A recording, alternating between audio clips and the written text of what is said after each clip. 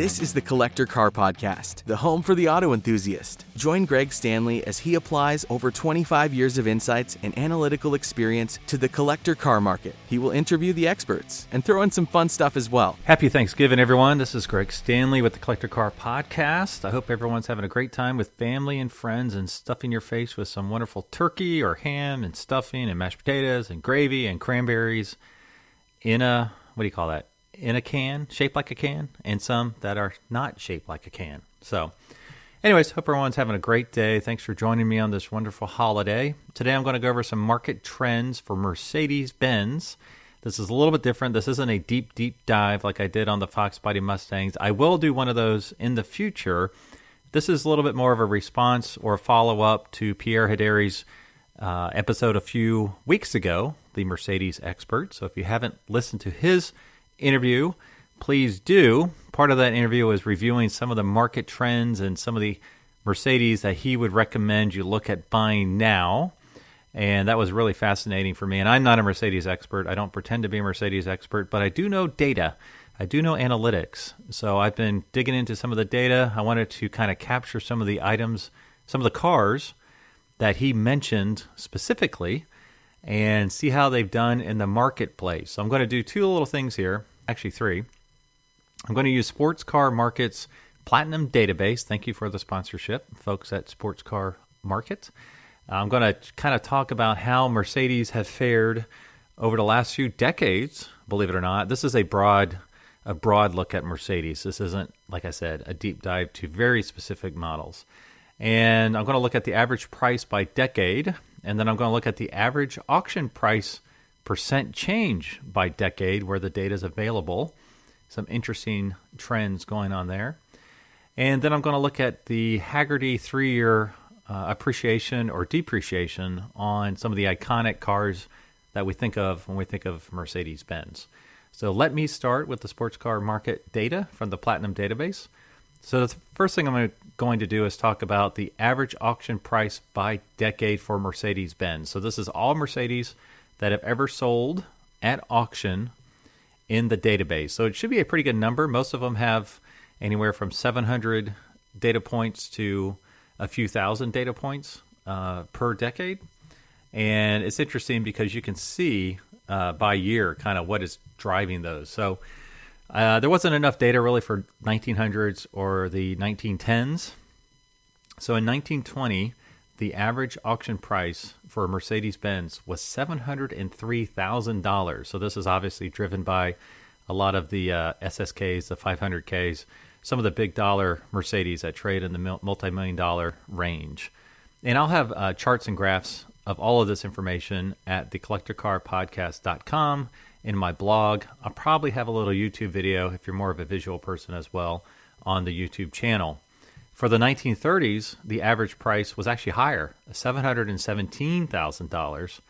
1940s, now this is when it goes back into the wartime era. It was interesting from a database perspective. There were only cars in the database for like 1941, 42, 43. There were no Mercedes for the time frame of the World War II. And then there was a couple for 1948. Ironically, there were none for 1949 that had been sold at auction in a long time for some reason. So the average price of the Mercedes from the 1940s was just under $300,000. For the 1950s, again, under $300,000, about $269,000. And for the 1960s, the number keeps on going down. For the 1960s, the average price at auction is $112,000. This is when you for the 50s, you had the big dollar cars, the 300 SL convertible and the Gullwing, even the 190 SLs. Those are $150,000, $190,000 cars. Those drove the prices up on average for the 50s. For the 60s, I think the last year of the 300 SL was around 63. So the back half of the 1960s, you no longer had the $1 million Mercedes trading hands at auction. So the average price for the 1960s Mercedes is $112,000. 1970s, again, we're going down in price point, $24,000. Actually, almost $25,000. The 1980s, $13,000 on average. And then the 1990s, interestingly enough, is a little higher at $21,000. And we'll go into why that is here in a second. So when I looked at decade appreciation, which decade that the dollars grow at auction.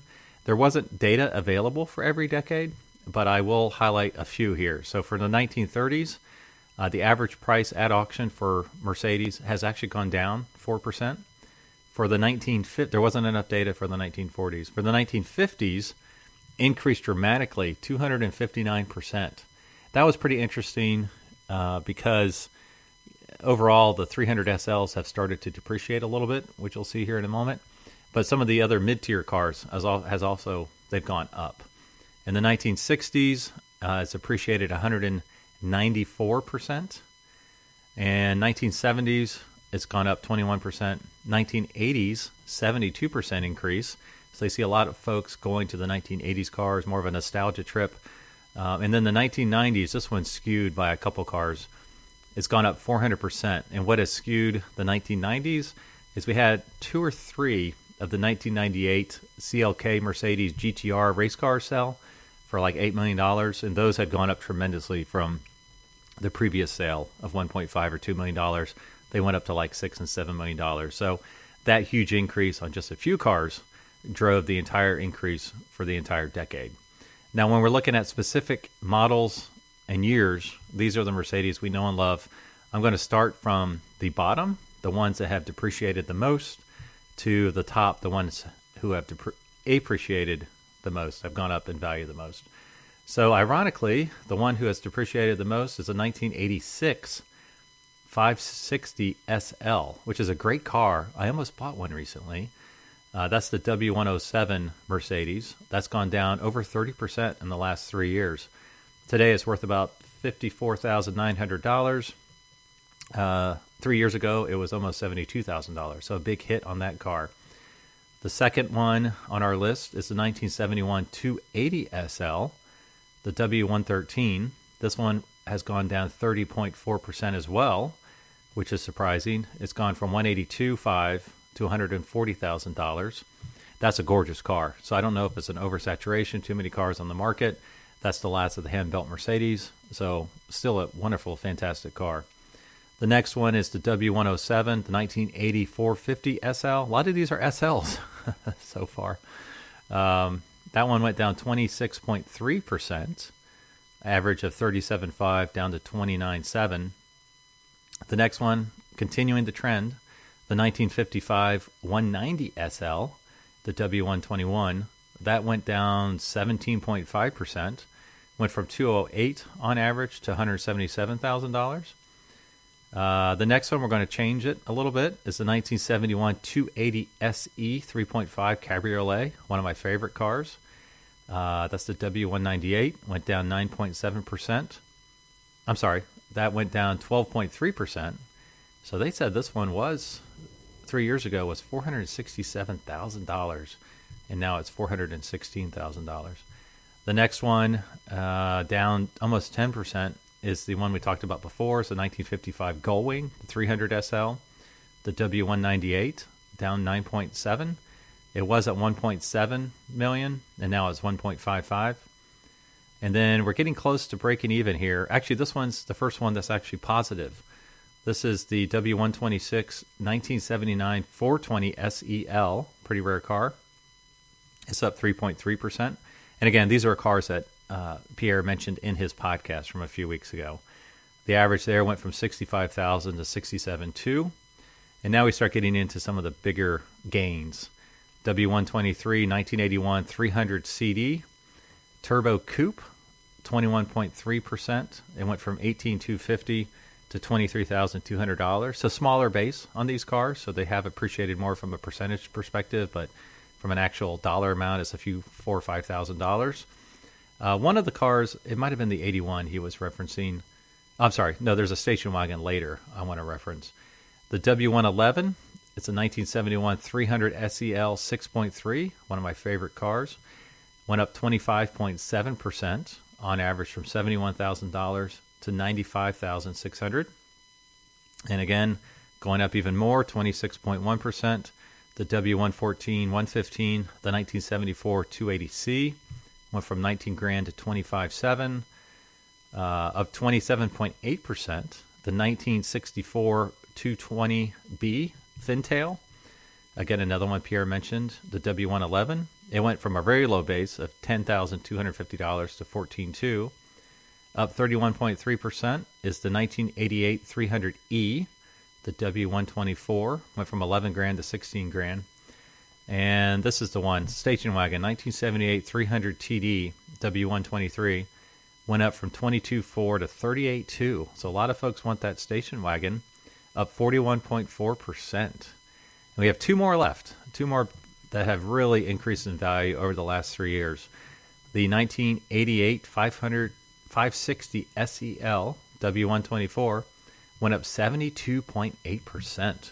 Tremendous amount, went from $13,000 up to $47,800.